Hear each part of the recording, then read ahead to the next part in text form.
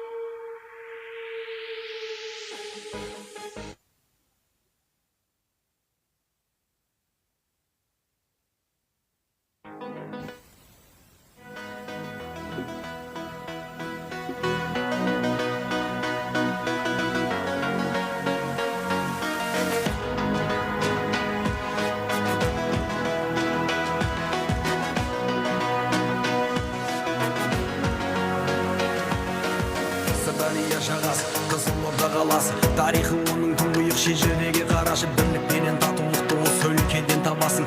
Өсиетті қалдырған қорықтай бабасы, ақ маржандай көріші, халқымның ырысы, диханымның еңбегі, қайтпаған тұрышы, байқоңырдай айлағы, елімнің айбары, аралдай айдынның оңайлы таласы.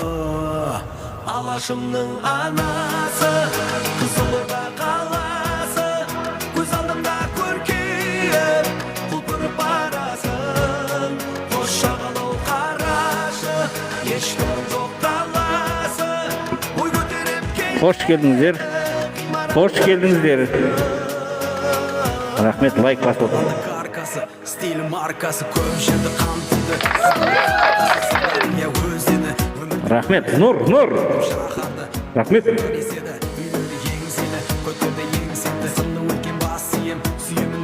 11-ге дейін ашам. 11-де бір сағат талқылап тұрайық.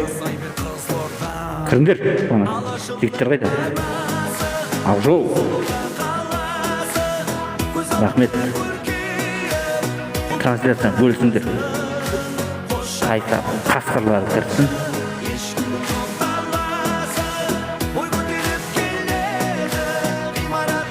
Қасқырлар кіріңдер.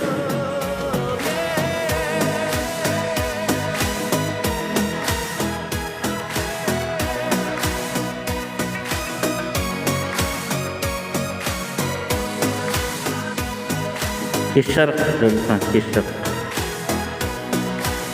Қалдарың қалай?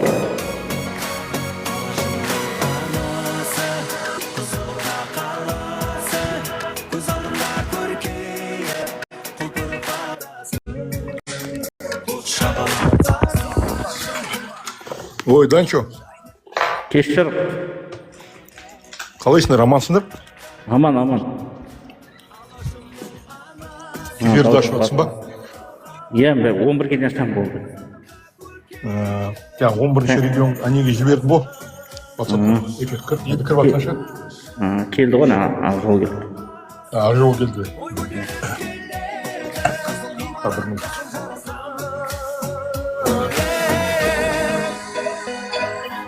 Ассалаумағалейкум деген. Уалейкум салам. Деген анау аккаунттың сыртын алып қоймадыңыз ба? Қалай. Осы жолға тұра берсін тақын. Оны сыртына қою деген, мен білмеймін. Барын қолынан келетін осы істеді. Ал, қош келдіңдер. Қош көрдік. Кім бар өзек айтатын? Крик. Ақжол, темешіге отырсың ау дейм, көріп келдің деген бар ғой. Ассалаумағалейкум азыға. Сау бол, уалейкум салам. Сау бол. Қалайсыздар? Жақсы. Тәге даусыңыз жаңғырып естіліп отыр. Иә, солай қойған ғой, қазір өшіріп. Былай ше. Қалай, нормально ма? Қалай? Болды. Осылай деймін.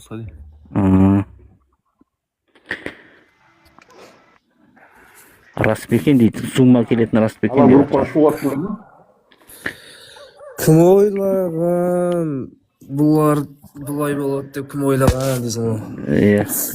Өзімізді в ахуе дейсің ғой, негізі былайынша ше анау менің жаңа класстастарым бар да дәке. Аха. Челсиға болеть ететіндер ше. Иә. Бля, датового мания деп отыр ғой енді осы тұрғанда ше. Уалейкум салам. КПЛ-ды көрмейтіндер вообще түсінбейді оны. Иә, сол ғой, сол КПЛ-ды көрмейді анау. АПЛ бірыңғай Лига чемпионов. Челсиде ойнаған Виктор Мозес деп жатыр ма не деп жатқан ше. Таңғалатын. Ғалымжан ассалаумағалейкум. Қалай дәке Айсанға келді ма мынау? Аман. Челсидегі ойына. Келді. Мынау емес, бұл бізге братан болып тұр ғой осы тұрғанда. 90-шы жыл деген ғой. Кірлетпей тазасаңдар дейді. Мозесті. Кірлетпей тазасаңдар дейді. Мысалы, Нанимен салыстыратын болсаң, қайдан мықты онау деген? Нани деген, медиа лигада ойнап жүр. Португалияның өлім командасында. Ақтөбектерді қошы, қазір қанша кішіңіз сөйгеміз. Кірсін, қосам ба? Қошы, ана, сәкең бар, кім бар ба алдында, не қып отқан? Шыңғысым бірақ шығып кетпей ма? Екеуміз до конца. Сәкең деген ол ше, ол айқайласып кетесің ба мен? Қоя салуын. Ана бір шамалы, сол сөйлейтін біреу барады ғой, Ақтөбеден ана бір. Соны шақырсаңшы. Сәкең ба, үлкен кісі ма? Айсарға тағы қосам екен басқа футболисттер. Келет дейді ғой. Жүре ма? Жаңа сұрадым ше, ана Қайсардың СММ'ні сұрадым. Бірақ игрок дейді ғой, басқа игрок жоқ дейді. Басқа игрок таныстырмайды, ол сен айтып атқаның мартта болатын жар ол деп тұр ғой. Таныстыратын бірақ игрок дей ма? Осының ғана таныстырады екен бұл. Болды. Официально таныстыру қашан болады? Форумына сол кезде көрсет дейді ғой, ертең 24-ні. Жоқ, ол форумға әңгіме жоқ. Кеше мен ойланып қарап отырмын да деке. Рахмет. Осы анау ОТС-ті жасап болғаннан кейін барып не қылатын еді ғой, игроктар таныстырып не қылатын еді ғой, что-то мынау ерсеу отыр ғой, что-то. Неге деймді, осымен толықтырма. Мартта тағы таныстыратын шығар басқа. Жоқ, бұл анандай игрогымыз ғой, баяғыда анау кім, мысалы, келді ғой, қаралымнан өтіп, оны игрогымыз ғой, бұл жұлдызды ойыншы, бүкіл Қазақстан түсініп тұрмын ғой, жоқ, баяғыда анау сезонның алдында бір 3 күн қалған кезде ма бірдеңе таныстырып жіберетін еді ғой, достық үйінде. Жоқ, ол тағы таныстырады ғой, бар ғой, по-моему. Ол кезде таныстырады, жаңа Әбікен дегендер, Нәрсілдай. Таныстырады. Көңілім қос дегендерді. Әлжідай әлі ойнаймын не биыл. Әлжідай кеп қалған жоқ па? Жоқ, кеткен жоқ. Барқан сен қаяқтың фанатсың, Қайсардікі емесің ғой дейі? Мен ба? Иә. Негізі Қызылордаңғымын ғой өзіміз. Сол Қызылордаңғы болған. Ойнайды. Ассалаумағалейкум дәке, қалайсыз? Жағдай жақсы ма? Жақсы, уалейкум салам. Дәке, сөйтіп Ақтөбе позор болды ма Қазақстанға? Неге? Нани деп. Жоқ, келет дейді ол. Ой, өтірік болып шығыпты ғой. Өздері жазды ғой. Нани келеді. Ей, брат, қайқа барсан ойға бар кән. 500 мың болса 500 мыңға спорласам мен келмейді Нани. Спорласыз ма? Точно? Оның орнына бір жұлдыз игрок алып келем деп отыр екен. Ей, брат, біләсің. Өзің айтып тұрсың ғой да, спорласайық. Ей, мен саған кән өзім уверен болып айтып тұрмын ғой. Уверен болып. Мен де уверен болып тұрмын ғой, сен сияқты. Сен қай қалған кісің бауырым? Қызылорда. Қызылорда ғой бәрі, не жерде Қызылорда. Дәге Нани келмейтін болыпты. Оған оның орнына сәл де болсын жас ойыншы әкеп Қазақстанда жүргізгісі отыр екен. Нани мысалы анау Абат Айымбетов Адана Демир Спор дегенде ойнады ғой. Сол кезде Нани да, Балателли да жүрді ғой. Нани 18 матч ойнап 2-ақ гол салған екен. Сөйтіп соны ойланып жатыр. Біздің ордабасыға Абат Айымбетов кеп қалуы мүмкін екен. Ордабасыға ма? Иә. Нани келеді, тағы 3 игрок, тағы 3 звезда келеді. Сен, брат, андай футбол вообще андай тиктоктан көресің, дейме, бит шыққанына сеніп отыра бермейсің. Шыңғыста жақсы. Мынау деген. Бля, танымайшы адаммен әңгіме айтпаңдаршы вообще. Бля, адам танымайсыңдар да келіп. Кім спорласып жатыр еді, соған айтайын мен. Мен өзім деген Қызылордада былайынша Қайсардың ішінде 5 жыл ма 6 жыл ма жұмыс істеген ретінде айтайын. Ондай қатты спорға кіре бермесеңдерші. Алдында сөйтіп спорға кіріп, менікі дұрыс болмай қап. Мен ұтылып қалғам осы Шыңғысқа. Міне Ақжол өзі мойындап тұр. Ондай қатты бит не қылмай қойды. Ассалаумалейкум. Ассалаумалейкум. Құтты болсын ал. Рахмет. Лайк тасып отырсыңдар, лайк. Мен, брат, 13-ші сектормен связым бар да, лично солардың балдарынан сұрақ көрдім. Қалай бұлай келе ма деп едім. Келмейді, просто хайп жинады. Ақырында позор болып қалды деді. Бірақ оның орнына басқа мықты ат шыққан игрок алып келеді деп жатыр. Кімді? Наниді ма? Иә, Нани Кими деген Қазақстанда тұруға желание шығып екен, бір ауыз сөзбен айтқанда саған. Нани, не ол? Пенсионный карточкасын алып келе ма Қазақстанға, не қылады ол? Кім жаңа біреу қоймай отқан еді ғой, білет Нани келеді деп. Нани келеді, бетон айтам, 100% келеді. Келмейді деп гол кезеттен сақ қойсаң. Гол кезетке сенесің бәне сонда? Гол кезет ол Астананың несі ғой? Гол кезетке пост салып отырады баланы жақсы танимын мен. Мынау әркім мысалы телеграм каналдарға теріп салып шығарады ғой, болды ұрлап алып соны. Қандай хайп болып кетті ғой, кейін кімде шықты? Души. Қай позицияда ойнайды дейді? Виктор Мозес жазып отырасың. Виктор Мозес так правый вингер. Рахмет. Сосын правый полузащитник. Дәке. Левый вингер ойнайды кейде. Дәке, бір минут жіктер, Жақсыбек деген братан сізге роза атып атар осырғанда. Рахмет, от души. Рахмет. Бұл да баяғыдан болельщик қой негізі. Бұл жақсы көреді. Рахмет, от души. Жиі ашып тұрам ғой, шындықтан. Енді қараңыздар енді, Виктор Мозес тауып жатыр, енді қасына тағы бір серік болатын игроктар керек қойды бұның қасына енді. Бір өзі ештеңе тындырмайды ғой. Енді қасына бір 2-3 легионер алады деп отырғанда өзіміздің топшылауымыз бойынша. Біреу алады. Хотя осының уровендегі емес, жаңа ДВГ дегендерді алса, осы жолы келіссе енді болады.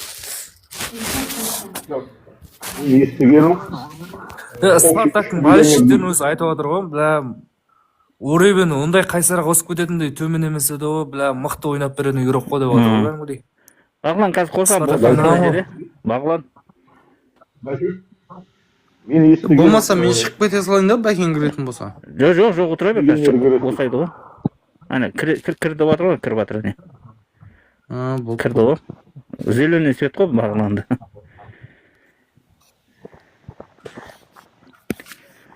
Легионер уайымдамады. Бағлан қалайсың? Атакующий полузащитник. Ол чатта көрдік қой. Ассалаумалейкум. Брадан, искусственный интеллект күн сүреді келсе? Құтты болсын, әйтеуір ойнап берсін. Мощно істейді негіз бойынша пайда. Азеке соған қанша төлеп отсың? Клуб ешті. Нелерін, аукцион еді деді. Ол мен істей аламша, он просто мультфильм көтеріп. Защитник, бір атакующий полузащитник, бір нападающий. Нені? Шыңғыс, нені істей алам дейсің? Кім Азамат братан істеп атқан ана бір нелер бар ғой. Суреттер жібереді қайта-қайта. Искусственный интеллект, чат GPT-мен. Сонда мен де істей алам ғой деймін да. Жалпы бәрі істей алады. Осы жерде отырғандар жазып берсең болды ғой, істейді ғой. Мен істей алмаймын. 10 мың теңге төлесең, ана бір айлық подпискасы бар, 10 мың теңге. Ол вообще андай не қылып шыңғып істейді кәдімгідей. Музыканта жазып бере аламын олар? Иә, жазып береді, барлығын жазып береді. План, жоспар, бәрін жазып береді. Ана мысалы. 10 мың теңге қалай төлейсің оған? Өзіне подписка деп тұрады, соған басасың, VIP дегеніне кіресің да. Ордабасы дым жаңалық жоқ, мына Кука дегенге айтайық. Ордабасыда Асқат Тағыберген кетіп қалғаннан кейін вообще жаңалық жоқ. Бір бар ғой, дәке. Ona мнение сұрайды ғой, білесің бе? Кім? Ставщиктер сол программада мнение сұрайды. Содан ба? Интеллекттен ба? Иә. Ол тура келмейді ғой, иә? Оң, білмеймін, шыға бермеген сияқты оң. Куканың сөйлетші дейді, Кука деген кім мына жерде? Мен спорласам деген бала шығар. Нұрда дегенде. Дәкен, Нұрда. Нұрда сөйлесін, біз тыныш отырайық. Сөйле, Нұрда. Еш нәрсе сөйлемеймін, сіздер тыңдап отырмын. Не айтады екен деп. Астына жазып отыр, сөйлесін, ол ішінде айтатыны бар.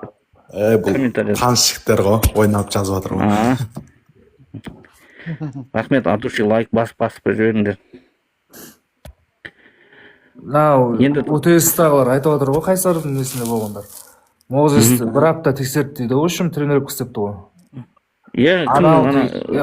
Ударлары, несі, пастары, жүгірісі деген, вообще, андай ойнамаған игрокқа ұқсамайды дейді да, жарты жыл ше. Күнде жатырады дейді оны. Пирло шақыртты ғой, Пирло, Дубай Юнайтед деген командаға. Барып тұрған жерінен, налар, неден көріп қалған ғой, қонақ үйден. Сөйтеді да сөйлеседі, сөйтсе Мозестің агенті айтқан, осындай зарплата, что-то біз сұрап атырық деп еді. Алдан балтай. Онда болып деп сразу келіскен екен ол жерде. Смело деген ғой, иә? Яғни өтірік әңгімеден гөрі. Первый адам емес па? Айта бер. Негізі деймін да, бойынша әдемі ход қой. Менің өзімнің ойымша. Ойнап кетсе жақсы ғой негіз бойынша. Әдемі. Қаншама игроктар. Енді қасына бір. Кім? Шыңғыс? Уалейкум салам. Темірлан келеді дейді ол. Так, мен бір-екі ауыз сөз айтып жіберейін, рұқсат болса. Темірлан келмейді ол. Айта бер, рұқсат тұр. Так, бір минут, бір адам сөйлесін, сол арқылы кезекпен. Есім Жаңабай деген болады, жасым 58-де. Біріншіден, Қайсардың мен жанкүйерімін, орбита кезінен. Молодец, болсын.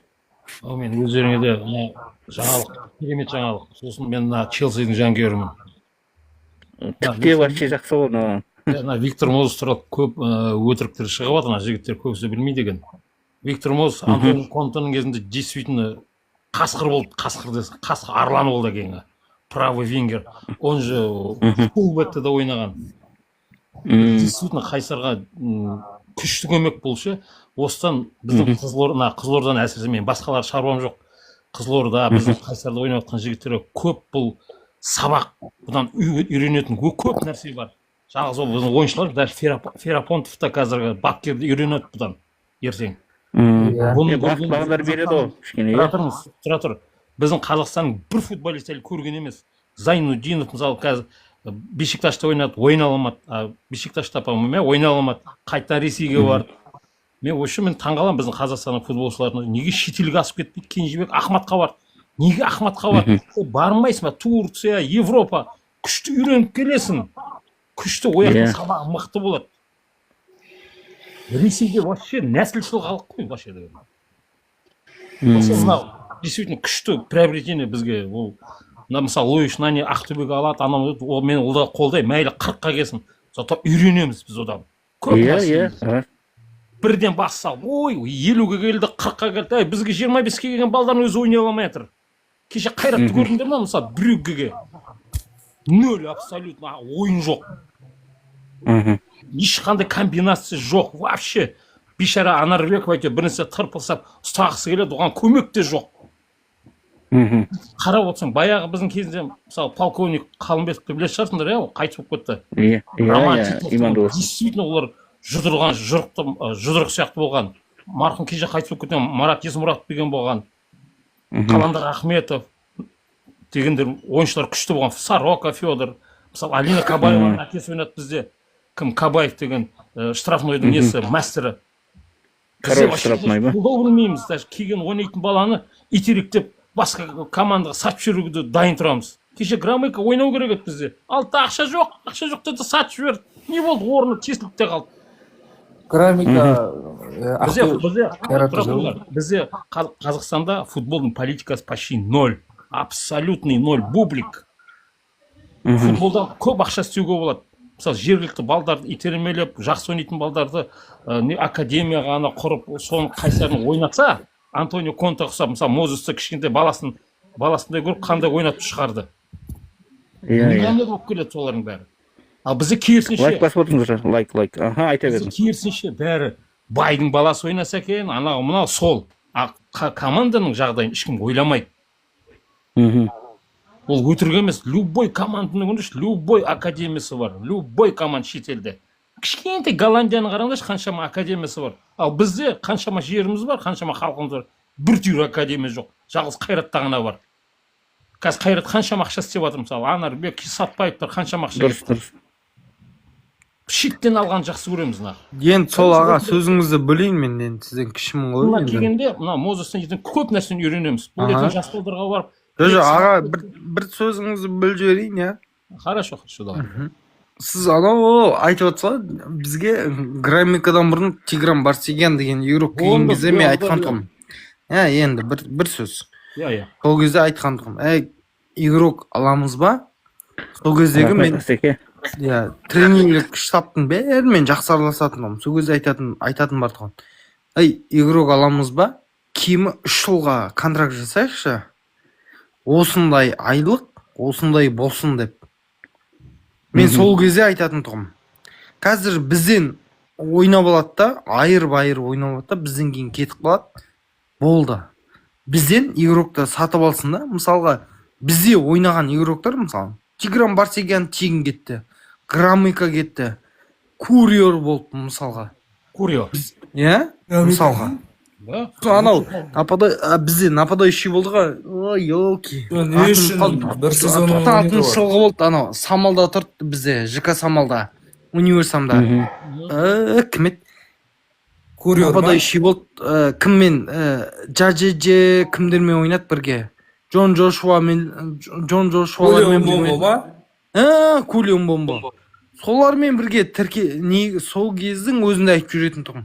Осы игроктарды бір хотя бір 2 жылға контракт жазып, осындай сумма болады деп айтып жүрген кезде, никак істемеді ғой, бізде как раз, дәке білесіз ба, бізде резервный поляда болды ғой, Ғани Мұратбаевты. Сол кезде айтып жүретін тұғым мен, сол кезде. Ол айтқаннан андай ғой, сен мүненен дұрыс. Андай ғой, просто андай ғой. Үкіметтің ақшасы. Сен тасаш кім сияқтысың, сен футболдан дым түсінбейсің деген сияқты. Сол кездің өзіне бойынша контракт жазып алады ғой, по-любому. Ол жері қарасай, брат, ол өзі бюджетті. Кешегі мемлекеттің ақшысымен күн болды мысалы, Қайсатта. Тосын бомба трансферлар. Тосын. Рахмет, Асеке. Демек мен жігіттер 5 минут құттықтауға кірдімші, Қайсардың фандары шығамын. Бір ауыз сөз. Негізде құтты болсын, Қайсар жанкүйерлері. Негізі мынау топ трансфер бар ғой. Бумның бумы болды ғой. Мен Спартактың болельшігімді. Россияда жақсы ойнайды Мозес бар ғой. Демек, не деген ойда? Демек, Қайсар чемпионство күресетін команда. Қазір тфу маси кесе дегенде ғой, енді білмеймін келеді ғой, бірақ негізі Қайсардың мен қуаныштымын да, Қайсарға футбол келді, мынандай трансферлар келді дегендейші. В общем, құтты болсын. Дәге кім? Ақжол, Чингіз, Азеке, ассалаумалейкум. Демек, сендер чемпионство бага, мен қанша адам көрші, барлық Қайсар жанкүйерлерін құттықтаймын мен, негіз жақсы трансфер. WhatsApp-тан шығарып жібергендерің ятпып те.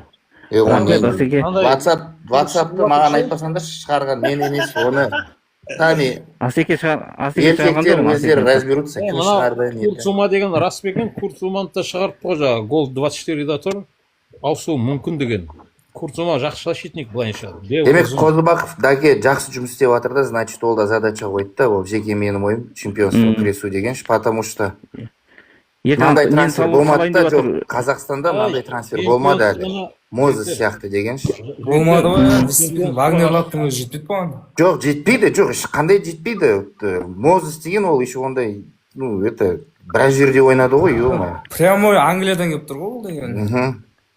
Просто мен алдыңғы жылы Спартактың ойынын қарадым да, бұл деген әдемі ойнады. Латераль болды ғой, латераль. Әдемі ойнады бұл. То есть, анау нападающий болды да, кімдеш Спартакта бойы ұзын. Соған шығарып беріп отырды да голдарды. Неге? В общем, қорқатын болдық Қайсардан, бір сөзбен мойындадым мен. Конкретно кезеш.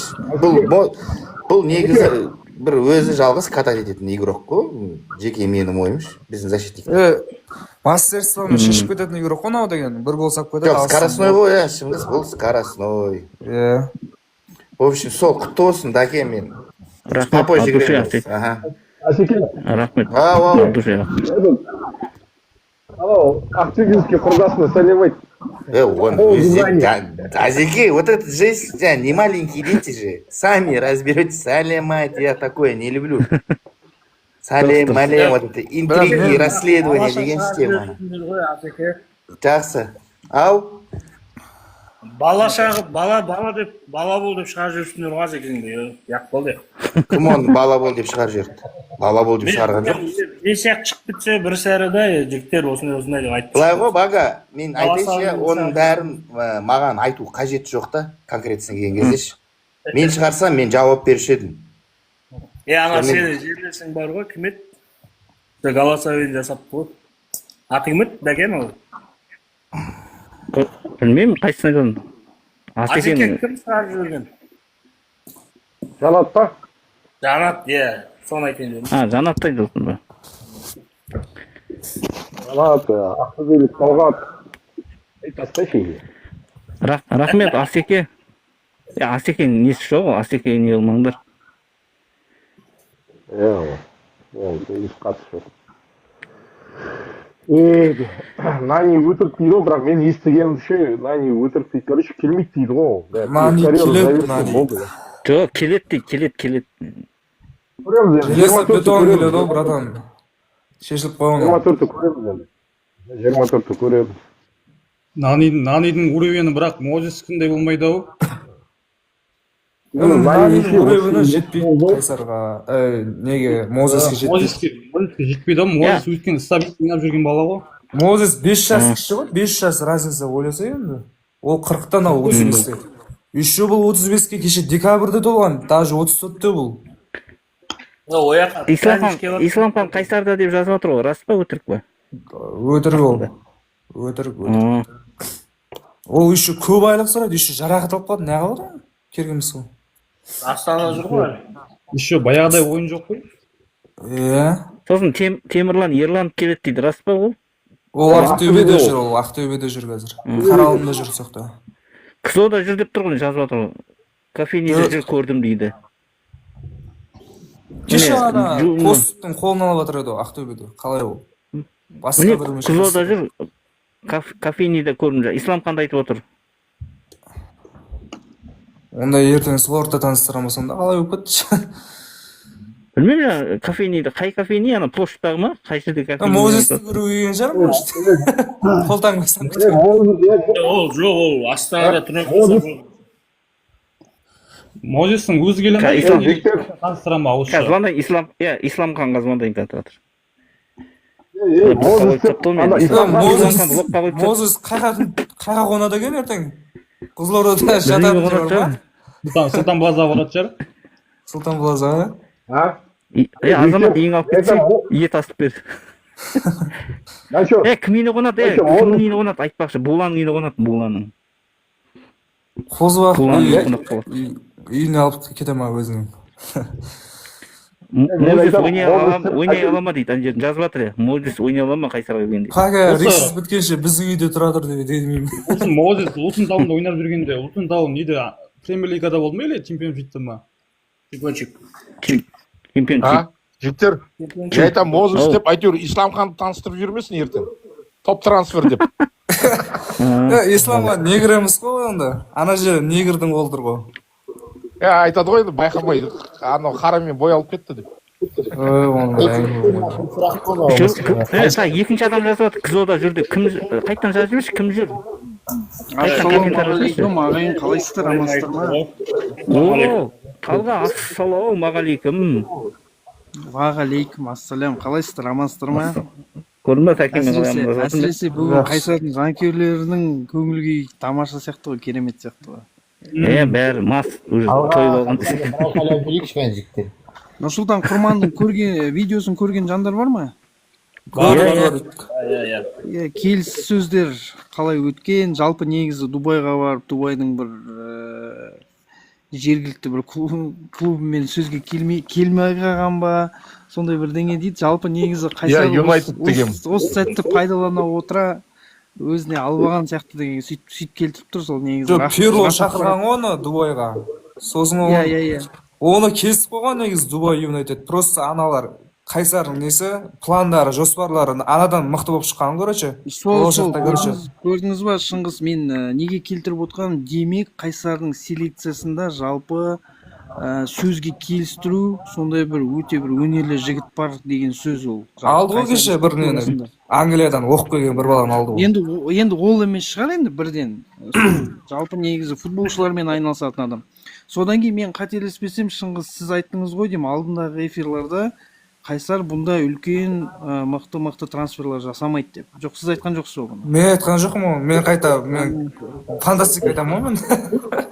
Әйтеуір осы жерде бір Қайсардың жанкүйері айтып кеткен болатын. Қайсар деген ондай болмайды. Кім айтты оны? Нұрсұлтан айтты. Тәке, Нұрсұлтан деген бала айтты. Мен соны бүйтіп есіме салып айтайын деп отыр едім, ақша пайда болды ма деп сұрайын деп отыр едім, жаңағы Нұрсұлтаннан. Ол кірмепті. Ол жоқ. Бір сұрақ қояйын, футбол жақсы түсінетін сияқтысыңдар да. Мынау Озбақ Хикеге өтті ғой Қайсар. Сонда ол Хике деген кәдімгі өзінің как мекемесі сияқты бола ма? Акционерный общество болады. Ол қалай түсінуге болады? Өзі біледі ғой, короче, не істейді. Жекеменшік болады кәдімгідей. Стадион мен жеке ғой сонда, иә? 900 миллион теңге алады только жылына мемлекеттен. Қайратта 900 миллион алады жылына. Сол сияқты. Стадион қаланікі ғой, иә, мен қателеспесем. Иә, қаланікі, акиматтікі. Қозбақ салған ғой стадионды, білесіңдер ма? Соныкі жол. Ондай мықты не результат күтуге болады онда жеке болса. Соны түсіне алмай жүремін ғой жігіттер. Қалғандары микрофон жауып тұрсаңдар, сөйлемей жатқандар. Мәулен басқаша бір айта тұратын. Қанша Мозес келмейді дейді ол мына біреу жазып отыр. Білмеймін енді. Ол бұл комментарийін оқымай қойыңыздар. Жоқ, ол 24 күні нақты келеді, ол уже Қайсардың Құрманның өзі жариялап қойды ғой, жалпы 24-сін күтіңіздер ағайын, ол келетіні анық, бірақ жаңа да пост салды ғой, бір соны жаңа Мозес туралы Қайсар. Иә, жалпы негізі 24 күні келіп, мысалы қазір мен толықтыра кетейінші ағайын, мысалы бізге осындай аты шулы бір футболшылардың есімдері келеді ғой парақшаларымызға. Бәріміз көреміз, оқимыз, иә. Ол деген әрине, ол деген болды, келді, болды 100% ойнайды деген сөз емес. Ол яғни сол клуб, яғни сол топ, мысалы Қайсар болсын, Ақтөбе болсын, соларға қызығушылықтарын танытып жатыр деген сөз. Бізге сондай ақпарат келіп жатыр. Бірақ нақты біз білетініміз ол Нани келеді Алматыға. Және де Қызылордаға Мозестің өзі келеді. Не себептен келеді? Оның ең бірінші себебі ол келеді инфрақұрылымды көреді. Жалпы қаламен таныстырады, инфрақұрылыммен таныстырады, стадионмен таныстырады, басшылықпен таныстырады, футболшылармен таныстырады, бас бапкермен таныстырады. Жалпы негізі өзінің қалағандай болатын болса Мозесқа, әрине ол келісімшартқа отырады да, қолын қойып, ары қарай сол сезонды бастап кетеді. Оның формасын, және де Қайсарды ақымақ емес қой, тек қана аты үшін ғана алмайды. Ағайын, сіздер ойламаңыздар, біздің қазақтың клубтары ол аты болса болды, бізге қалған керек емес деп алып келмейді. Олардың да Қайсардың да физиотерапевті бар, мысалы, дұрыс па? Ол тексереді толықтай. Оның денсаулығы қалай, ол сезонға жарамды ма? Ол көмегін тигізе ала ма, ол деген ойынға шыға ала ма, қанша минут ойнай алады, оның бәрі тексеріледі. Содан кейін ғана бір нақты шешім шығады. Ал негізі бұл жерде бір қуантатын жағдай, соларға көз тігіп, солармен келіссөздер жүргізіп, және де жаңағындай, мысалы Нұрсұлтан Құрман айтқандай, мысалы Дубай Юнайтед клубтың аузынан алып отыр ғой, былайша айтқан кезде Дубайдың өзіне барып, сол жерден аузынан алып, сол жақта келіссөздер жүргізіп, енді мына болашақта Қайсар футболшысы жасағысы келіп отырса, онда мен тек қана Қайсардың басшылығына қуанамын. Мен тек қана Қайсардың басшылығына браво деп айтпам, өйткені Қазақстанға сіздер білетіндей бұндай атышулы, мейлі жасы келсін, несі болсын, бірақ жалпы негізі кез келген футболшыны Қазақстанға біздің инфрақұрылыммен, біздің маркетингпен алып келу өте қиын. Өздеріңіз білесіздер. Өйткені әлем бойынша ол әрбір ақпаратта бар. Әлем бойынша Қазақстан келістірген ойындар бойынша 4-ші орында тұр. Біле білсеңіздер. Сол себептен әрбір футболшыға осындай бір подходымен келіп, алып келіп, солармен келіссөздер жүргізіп, және де оны контрактқа отырғызып ойнату, ол деген кәдімгідей ерлік. Сол үшін сенейік, ағайын. Қосымша ол жеке клуб результат одан обязательно требовать етеді. Оны жұлдыз атына қарамайды. Қалтаңнан көрді келгеннен кейін мысалы қарапайым. Тәке, ол бағана сборда болған деді ғой, ойын қараған, бақылаған деп ше. Құрман өзі айтты. Бұл жерде көрдіңіз ба, бұл жерде енді қожайынға байланысты ғой. Қайсардың қожайынына байланысты. Ол енді ақшаны сол ғой беріп жатқан. Әрине ол өзінің жаңағы врачтарына айтады ғой, мысалы. Дәрігерлік тексеріс толық өту керек ол. Содан кейін ғана ол түсінесіз ба, мысалы ондай футболшылар бар, сборда өздерін керемет көрсетеді, ертең сезон басталған кезде әшейін бір 5-ші минутта жарақат алады, сонымен сезонды өткізеді. Сол клубтың мойнына былайша айтқан кезде ілінеді екі аяғымен. Соның ай сайын жалақысын алып отырады, бірақ ойынға келген кезде, нәтижеге келген кезде ешқандай көмегін көрсетпейді. Ондай бізде тарихта талай болған. Сол себептен енді Қайсардың өзі де бұны тексеріп алып, бұл өзі де сол Қайсарға ойнауын көрсету. Жалпы негізі екі жаққа да сондай бір тиімді ұсыныс болу керек қой. Екі жақта жақсы әдемілеп келісіп алып кету керек. Енді бұл трансфердің жалпы плюстарын айта кетейін. Бұның ең басты плюсы ол әрине маркетинг. Ол біріншіден Қайсардың өзіне үлкен маркетинг, екіншіден қазақ футболына деген үлкен маркетинг. Ертең мысалы Қайсардың қазір жаңа стадионы бар, өздеріңіз білесіздер. Қайсарда қазір деген одан да басқа трансферлер келе жатыр. Инфрақұрылым салынып жатыр, керемет стадион, керемет аэропорт, қазір риксі салынып жатыр. Мен оның бәрін жаңағы WhatsApp желісінде жазып кеткен болатынмын, бірақ соған қарамастан мысалы кейбір футболшылар мүмкін жалақысын көп сұрайтын шығар, не істейтін шығар, бірақ ол мен ойымша ол уақыт жазады. Қазір осындай атышулы футболшылардың арқасында жергілікті сол негізі Қызылорда қаласының тұрғындарын кішкене бір футболға жақындау бір несі шығар, мәнері шығар. Өйткені ол билеттердің бағасы бар, келген жаңа көрермендер бар, солардың бәрі бұны көргісі келеді, бұның ойынын көргісі келеді. Сол себептен бұл экономика жағынан да өте керемет жағдай. Мысалы, ертең мен өзім Қайраттың жанкүйері бола тұра, ертең Алматыға Қайсар мен Виктор Мозес келетін болса, әрине мен барып көргім келеді. Мен сияқты ойлап жатқан адамдар бар. Оның бәрі маркетинг ағайын, сол себептен өте дұрыс шешім деп ойлаймын. Ғани Мұратбаев стадионы қалай болады сонда, жігіттер? Ол стадион беріп тастайды басқа неге.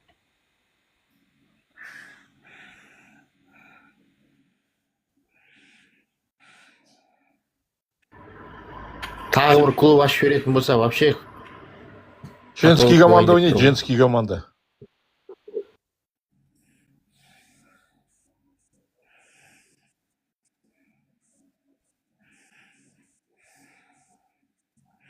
Ақтөбе тағы да бір үлкен трансфер дайындап жатыр деген сыбыстар келіп жатыр ағайын.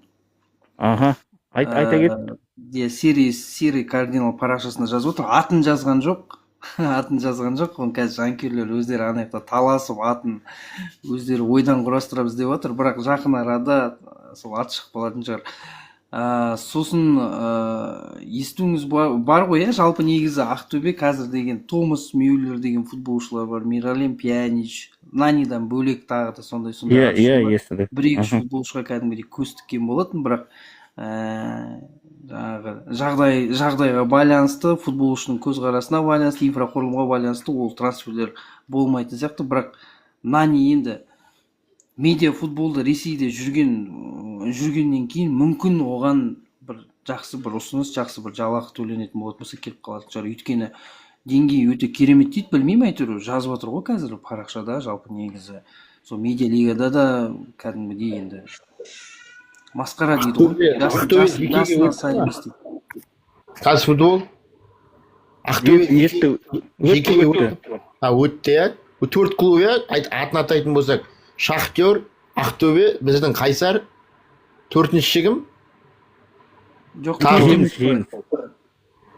Жеңіс, сосын Атырау өтіп жатыр. Қызылжар.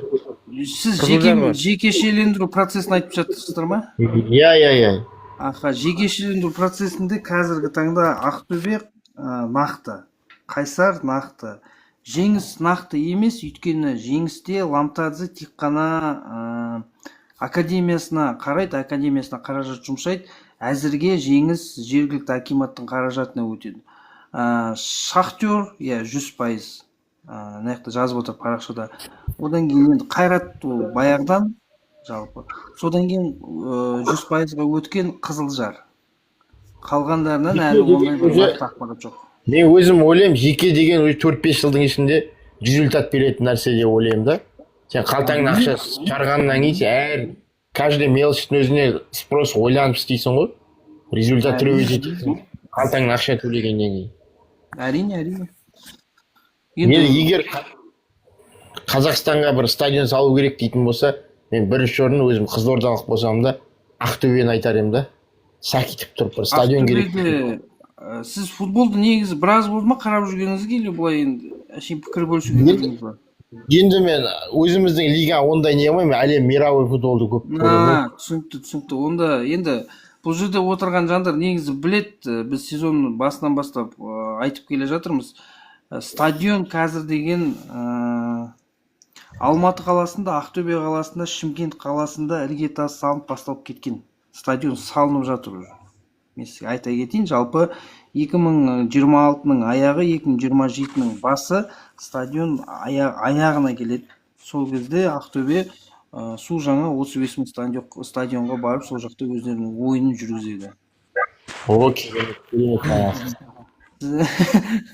Біраз затты өткізіп жүріп сізге айтайын деп. Мынау кісі Ақтөбеге болеть етеді ғой, Нұржик деген. Жоқ, мен просто олардың андай жанкүйерліктеріне не ризамын да, вообще футболға деген стадион толып отыратынды. Барлығы мақтайды ғой,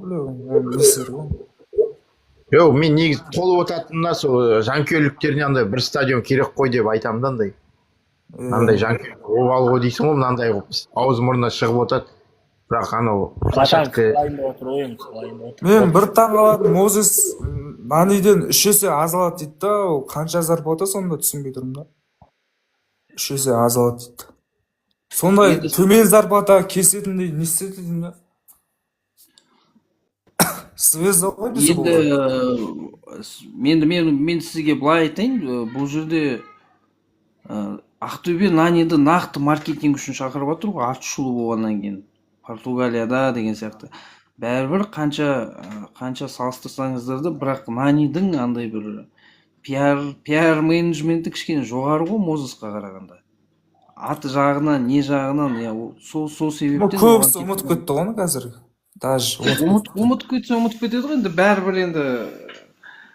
Мысалы, ертең Нани деген өзінің досы Криштиану Роналдуға звондап, Ақтөбе жайлы бір жақсы жылы сөздер айт десе, оның өзі де жетіп жатыр ғой. Сіз ойлаңыз, өзінің инстаграмда сондай шығатын болатын болса. Сол себепті сол маркетинг жағы. Негізі ойын жағынан айтатын болатын болсақ, мен енді нақты айта алмаймын. Өйткені бұл жерде Мозес кішкене басымдырақ сияқты, өйткені біріншіден жасы оның кішкене жаста, 35 жаста. Сіз өздеріңіз көріп отқандай, Томасов 38 жасында не істеп жүр КПЛ-да? Енді сіз АПЛ-да ойнаған 35 жастағы Мозесті елестетіңіздер соның қасында. Сол себепті ол ойын жағынан мен... АПЛ-да ойнаған, серияда ойнаған, тағы қандай лигада? Чемпионшип бір жыл ойнамаған дейді ғой. Спартакта ойнаған. Спартак, Россия, РПЛ-да ойнаған. Мықты. Жігіттер, бәрі Мозестен жарты ай ойнамаған дейді. Басқа трансферлер осы Мозестен көлеңкесіне қалып кеткен сияқты. Басқа не, қандай игроктар келіп жатыр деймін да. Жаңалық бар ма? Меркель бар, Жеңіс. Курт Зумамен сөйлескен, но зарплатасын кеспеген, тағы екінші рет сөйлессе, мына Мозес арқылы көндіруге болады оны. Иә, ол да Шыңғыс, сіз дұрыс айтасыз. Жалпы негізі осындай атышулы жұлдызды футболшыларды шақырған, ол басқа да трансферлерге өте керемет көмегін тигізеді екен. Иә. Мысалы, мүмкін сол бойынша шығар. Өйткені ертең мысалы Ақтөбеге Нани келген жағдайда, ол мысалы бір сол Бенефикада, Спортингта ойнап жүрген бір Португал жұлдыздарын, таланттарын шақырып келе алады. Мысалы айталады да, мен ойнағам, керемет жүр, келіп ойна, жанкүйерлері масқара деген сияқты ше, мысалы. Ұнаса әрине. Енді бір вариант, иә. Енді Ақтөбе ертең 4 жұлдыз ойнап жатыр, иә?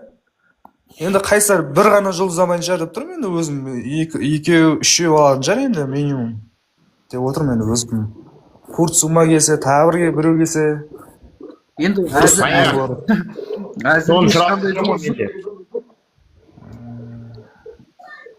Тигранды қайтарып алуға болады ау. Тигран әлі формада сияқты ғой. Тигран контрактысы бар, оны сатып алу керек та онша. Или контракт жоқ болса, оны сразу алатын еді қазір.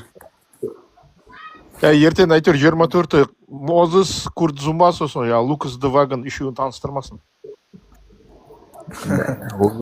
Енді мен мысалы сіздерге сұрақ қойыншы, дәке сізге мысалы Қайсар жанкүйерлеріне бір ортақ сұрақ болсын.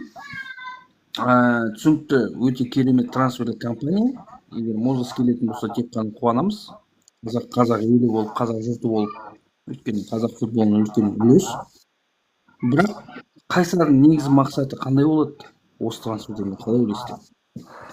Біз енді қараңызшы, өткенде анау. Дәке сіз жауап беріңіз, сосын мен жауап беремін. Сіз жауап беріңіз. Бізде мақсат сол алғанда кубок шығар, ең бір қалғаны сол. Мен жауап берейін, е? Асеке тұратыр, сөз бөлмей. Мақсат кубокты алу, менің ойымша. Сосын үздік бестікте көріну. Менің ойым әзірге. Айта беріңдер кезек. Жоқ, мен енді ойлаймын да, мынандай ойыншы алдыртып атса пәленбай миллионға, иә, мысалы, жалақы төлейді не алады. Енді менің ойымша чемпиондыққа таласады бұл кезде. Әшейін бестікке кіру үшін мынандай ойыншы шақырмайтын шығар. Болғанда мысалы предлагать етеді, біздікі осындай стратегия чемпионство алу деп мысалы, ол ойыншыға да айтады ғой. Ойыншы соны көреді, ойланады сосын. Ол ойыншыға мысалы бізде ешқандай стратегия жоқ, әшейін. КПЛ-ден бірінші лигадан шығып кетпесек болды дегенде әңгіме болмайтын шығар. Ол бәрібір де мынандай атақты ойыншы әкеліп жатқаннан кейін ол мен ойлаймын чемпионствоға таласады деп. Мен айтайын енді. Если так Мозес басқа игрок алмайтын болса, онда чемпионствоға таласу деген айтудың қажеті жоқ негізі. Даже кубокты айтуға болмайды. Если егер тағы да осындай, мысалы, атакующий зонада тағы игрок алатын болса, легионер, ол кезде чемпионствоға таласады деп айта аламыз. Дәл қазір бір Мозестің ішіне жете алмайсың бәрі. Мойында көріп қой. Негізі үш легионер келеді. Нападающий, атакующий полузащитник и бір центральный защитник. Не, үш легионер.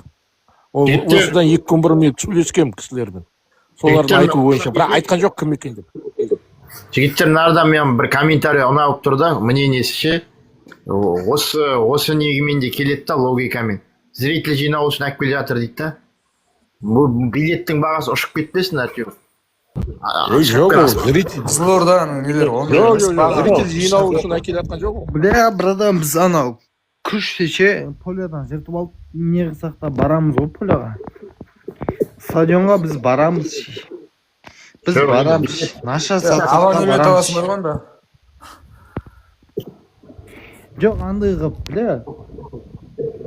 Кірмеді әдәке, ә? Ақтөбеліктің сәкен кірмеді, әлі. Еврокубокте ойнау керек қойды. Енің бұның зарплатасын әшейін билеттен ақ шығарады оның Қызылорда. Ең солға. Алейкум ассалам. Банша, мен негіз өзім түсінген бойынша жалпы барлығы жауап берді ғой. Енді мен ой екіге бөлініп жатыр. Бұл жерде жартысы чемпиондыққа таласады дейді, жартысы жалпы кубокпен жаңа 3-5-ке таласады деп ойлайды. Мен осы орайда өз ойымды айта кетейін, ағайын, егер бізде трансферлік терезе Қазақстанда 19 қаңтар ашылған болатын, және де бұл трансферлік терезенің аяғы сәуірдің 4 немесе 5 күні аяқталады. Демек, қазір ақпан айы бар, алдымызда келе жатқан наурыз айы бар, 2 ай бар. 2 айдың ішінде менің ойымша, егер қазіргі таңда Қайсарда осындай қарқынмен футболшылар келіп жататын болса, сәуір айына дейін тағы да кем дегенде 2-4 футболшы болады. Өйткені менің білуім бойынша негізі трансферлік систематика. Бұл жерде былай, егер мықты футболшы келетін болатын болса, Мозес мықты футболшы, ол 100% Қазақстан футбол үшін. Мен былай әлем жағынан ештеңе деп айтпаймын. Қазақ футбол үшін өте керемет деңгейлі футболшы, мысалы Қайрат болсын, Астана болсын, бәрі көргісі келетін өз сапында. Ол ақиқат. Енді қараңыз, Мозес жалғыз өзі келіп, бар ойыншылармен ойнап кетпейді. Ондай политика жоқ. Обязательно ол өзінікін айтады. Обязательно ол айтады. Кем деген кезде жақсы менің деңгейімде, немесе менен жоғары деңгейімде футболшылар алып келіңдер. Ондай талап айталады футболшы. Мысалы былай қарасаңыздар, PSG-ға Неймар келген кезде Неймарды сөйтіп айтқан талаптар болатын. Мына футболшыны ал, мына футболшыны алып кел деген сияқты. Мүмкін Қайсарда да ондай болды. Сол үшін әлі асықпаңыздар. Бірақ қарқын осындай болатын болса, онда сәуір айына дейін менің ойымша Қайсар толыққанды бір чемпиондыққа таласатын ұжымдардың бірі болады деп ойлаймын. Бірақ біздің Қазақстанда чемпиондыққа таласатын клуб көбейіп кеткен жоқ па, ағайын? Қалай ойлайсыздар? Көбейіп кетті, сәл көбейіп кетті. Енді болады. Ол да жақсы, бірақ ол да жақсы көбейген. Ол кезде сезон қайнайды ол кезде сезон. Өте керемет. Зато қызық ойындар көреміз. Каждый тур сайын ютубтан ойын көріп отырамыз. Астана неге үнсіз неғып жатыр деймін да? Ол тем более Мен таң қаламын, сол Астананы кім алмайды деймін да, біреу алмайды да. Ойбай, нақты дегенше жазу Курт Зума келеді, анау Оливер Кан келеді. Полный пенсиясын аяқтап саған игроктар бәрі келеді. Неге андай жазып аттыңдар, ебай? Біз білмейміз. Біз мына жерде отқан адамдар просто Виктор Мозестің келіп атқан нәрсесін осуждать етіп жатыр. Болды. Дұрыс айтасыз, дұрыс. Анау кейде мынау Лионель Месси келеді чеше. Криштиану Роналду келеді Қайсарға. Ақжол. Бензема бар, сосын Нголо Канте бар, сосын анау Рубен Неш бар. Бәрі келеді. Қайсардың ақшасы да хуяш. Қалай сөйлейді өзі. Так, ағайын, давайте біріншіден боқтамаймыз, кішкене былай субординация сақтап сөйлесек бір-бірімізбен. Өйткені нақты сексен көрген адам отыр, өздеріңіздің сауаттарыңызды елге көрсетіп, бір қазақша, біріншіден, екіншіден боссыз әдемілеп сөйлесек ағайын. Енді айта кететін тағы бір жайт бар. Кемен жер ма? Сен үйреніп келе жатсың ғой. Айттық қой саған, не разрешено. Микрофон жауып тасташы, микрофонды. Әйелің ұрсып жатыр. Әйелің ұрсып жатыр. Женский команда бір адам толықта. Женский команда. Не отыр.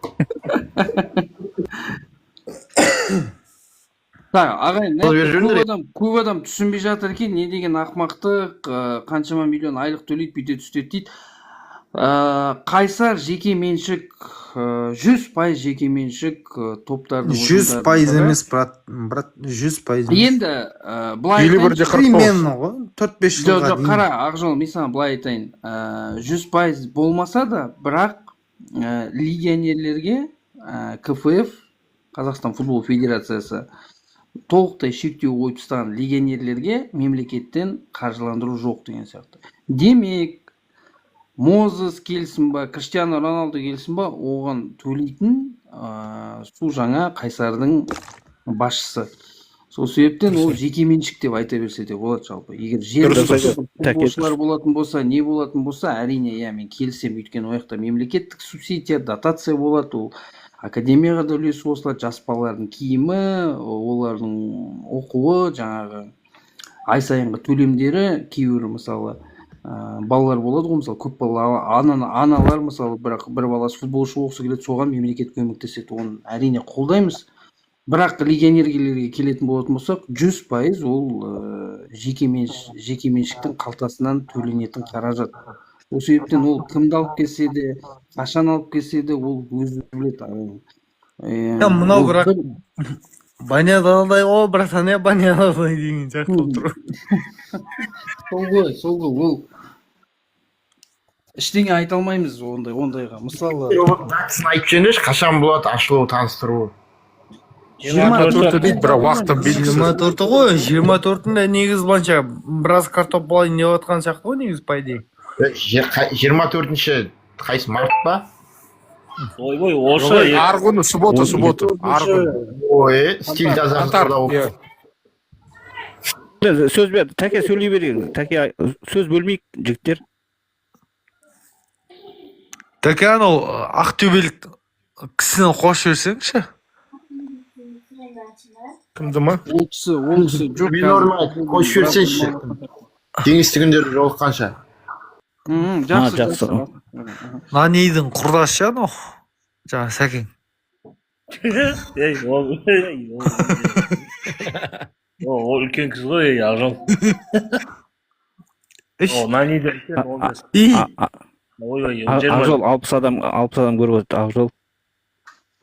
Қазір деймін да, ағайын, негізі лайк басып отырайық, ағайындар, лайк өте керемет бір серпіліс болып отыр, өздеріңіз байқап отқандай. Сезонның аяғынан бастап әйтеуір жаңалыққа толы болып жатыр ғой. Әр клуб жекешелендіру процесінен өтіп жатыр. Неше түрлі бір атышулы бір трансферлер, есімдер естіп жатырмыз қазақ футбол. Енді бір ақырын көзіміз жетіп жатқан сияқты, өйтіп қазақ футболының бір көтерілген, деңгейінің көтерілгені шығар. Бұл бастамасы деп есептейік, ертең болашақта қазір стадиондардың бәрі салынып бітетін болатын болса, өздеріңіз елестетіп көріңіздер. Керемет деңгейлі футболшылар келеді, өйткені инфрақұрылым керемет болады. Керемет деңгейлі футболшылар келетін болса, футболымыз да қызық болады. Оның бәрі ұлттық құрамаға барады, ертең ұлттық құрамамыз да үлкен бір нәтижелер көрсетеді. Ол жақсы ғой, брат, ол жақсы. Біз андай ғой, біз андай жақсы көреміз біз. Өсек айтып, группада андай ғып, біз даматырық деген нәрсе қажет жоқ. Біз өзіміз отырып алып, WhatsApp-та анау келеді деген сияқты әңгіме болған дұрыс қой. Мына ойыншыны білесің бе, кім?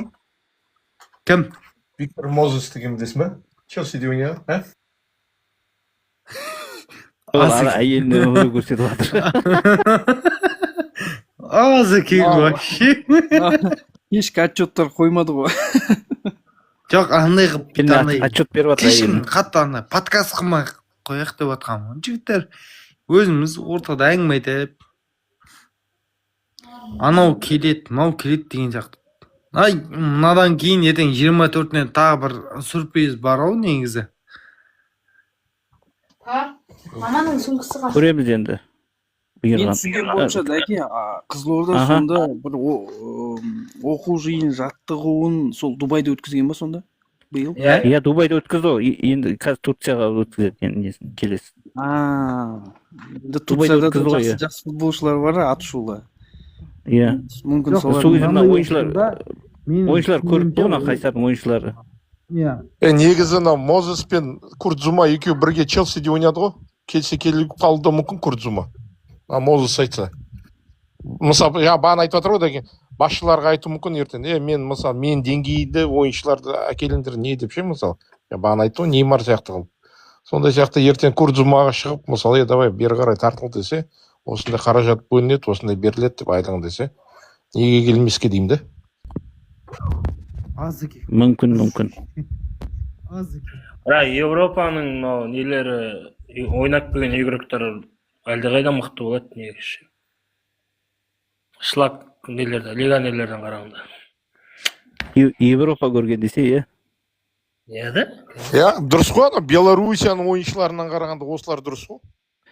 Тәке, өзіңізде қандай трансфер болып жатыр? Сіздерде қандай жаңалық айта кетсеңіз, бөліс. Қайратта. Қайраттың жағдайын сұрап отырсыз ба, Дәке? Иә. Қайраттың жағдайы болатын болса, енді оразбақтен алдында біреуге ойын алдында пресс-конференцияда айтқан болатын. Жалпы негізі Ақтөбенің қазіргі күйін бір журналист сұрақ қойып отыр ғой, енді Ақтөбеге нани келейін деп жатыр, жалпы қалай енді келесі жылға қиындау болып қала ма, бүйте ме сөйте ме деген кезде, сол кезде оразбақтың жауабы былай екен да: біз енді ондай сәтті 10 жыл бұрын өтіп кеткенбіз деген сияқты айтып отыр да. Жалпы 10 жыл бұрын біз оны істеп кеткенбіз. Ана Аршавин, Тимощук, сол кісі сол кезден айтып отыр ғой, жалпы бізге маркетингке керек болды, қажет болды. Сол себептен біз оны дамыту үшін, жаңағы өзіміздің фан-шоуымызды дамыту үшін біз сондай атышулы футболшылар шақырған болатынбыз деп. Қазір біздің философиямыз, қазір біздің жүріп жатқан жолымыз кішкене ондай емес. Сол себептен өзіміздің жергілікті жаңағы академияның балаларына әрине мүмкіндігінше уақытында береміз, ойын практикасында береміз. Сосын қасына кішкене жастау сапалы легионерлермен бірге қосып, сондай бір тандем шығарамыз деп отыр. Бірақ мен енді Қайраттың жанкүйері боламын. Мен ол оразбақтың сөзімен толықтай келіспеймін.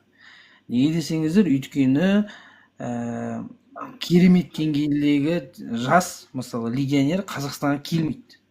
Ол түсінікті ғой.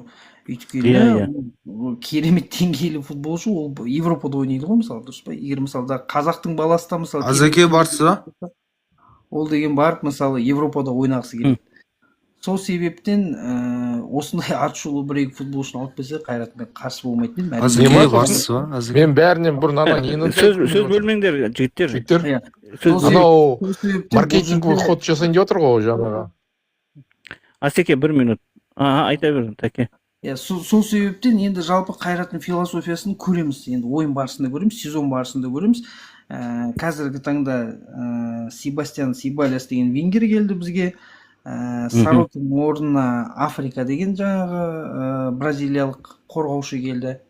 Кеше шықты, по-моему, ойында, е? Тағы да 1-2 трансфер болады дейді, жалпы. Соған қараймыз енді. Сосын және лимит бар бізде. Келесі сезон 10 легионермен ғана ойнай аламыз. Міндетті түрде. Таке, ең бас сәтті трансфер болсын. Рахмет. Өйткені ол Қайратқа да маңызды ғой, өйткені ол Қайрат қазір действующий чемпион. Сол себеп келесі жылы Чемпиондар лигасында тағы да бір ойнайды, тағы да бір бағын сынап көреді. Соған енді дайын болу керек қой. Өзде осы жылы түсінген шығар, осы жылғы ойындармен, топтық кезеңдегі ойындарға түсінген шығар, Қайрат мүлдем дайын емес Чемпиондар лигасының ойында. Чемпиондар лигасының ойында өйтіп Қазақстан премьер лигасында сияқты бүйтіп 10 мүмкіндігің болатын болса, оның 8-9-ын кешірмейді. Европа футболы сондай. Бір кішігірім қателестің ба болды. Ол деген сенің соңғы қателігіңе айналып кетеді моментально. Өйткені біріншіден жылдамдық бөлек, прессинг бөлек, барлық жағынан, барлық деңгейінен қалып келеді мысалы.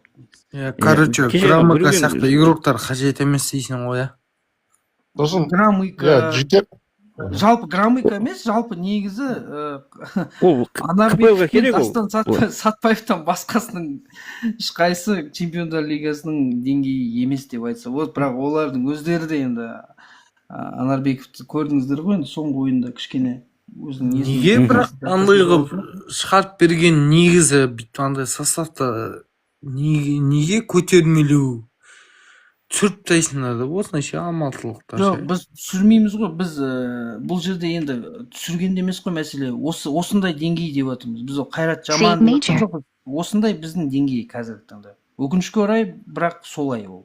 Біз айта алмаймыз, біз қазір барамыз да Реал Мадридті жеңіп кетеміз, болмаса барып біреуген жеңіп кетеміз, кем деген кезде барып Олимпиакос жеңіп кетеміз деп айта алмаймыз. Өйткені бөлек деңгейлер бөлек. Мысалы, кешегі бізге қарсылас ойнаған Брюггенің тең жартысы Бельгия ұлттық құрамасының футболшылары. Былай қарап тұрсаңыздар. Егер мысалы Олимпиакосқа келетін болсақ, Мехди Тареми, неше түрлі атушылы Францияның лига 1-де ойнаған футболшылар ойнап жүрміз. Сол үшін сондай футболшыларға өкінішке орай біз әлі дайын емеспіз. Өйткені ол футболшылардың деңгейлері бөлек. Сол деңгейге жету керек. бізге қазір деген егер қарайтын болсақ, біз қазақ футболы егер кімге теңесу керек десеңіздер, мен сіздерге айтайын, алысқа бармай мына Әзербайжанға теңесу керек болды. Қарабаққа, нақты Қарабаққа. Сол кісілердің тура политикасын алып, сол кісілердің философиясын алып, солар сияқты ойнап, ары қарай мысалы Қарабақ бәрімізге кәдімгі дәлел ғой. Кішігірім составпен, бірақ точечный усиление дейді ғой, жақсы футболшыларды алып келіп, соларды ойнатып, бір жақсы бір командалық ойын қойса, онда нәтижеге жетуге болады деген бізге жалпы соны дәлелдеп берді. Сол дәлелді соларға қарап, солар сияқты ойнауымыз керек. Ассалаумағалейкум. Әзірге таңда біз дайын емеспіз. Асеке сосын мен жаңағы Азеке текпетей деген рас па келетіні? Лудогорецтағы нападающий Қайсарға? Негізі әңгіме болған. Да, ол кесе ол это топ. Ол Мозестан да топ. Сосын трансферден бөлек мен Қайсардың бір несіне риза болып жатырмын да. Менеджер, система құрып жатыр да бұлар. Кеше мысал бүгін ба кеше ма объявлять етті. Ағарыс деген жігіт келіп жатыр. Бирминген Англияда жұмыс жасаған, оқыған, АПЛ-да жаңағыдай АПЛ-дың несінде жаңағы системасында жұмыс жасаған сондай нейді. Мысалы олда да үлкен үлес. Ол енді ол жаңағыдай Қайсардың менеджментіне отвечать етеді. Трансферлерге неге әртүрлі трансферлерге, нелерге бәріне отвечать етеді екен. Сосын жаңағы 3 қыз бар, мысалы, анау бірден кейін мүшесінде жаңағы тоже сырттан алған, Англияда неде жұмыс жасағандар сондай. Ол да мысалы үлкен үлес деймін да, ойымша.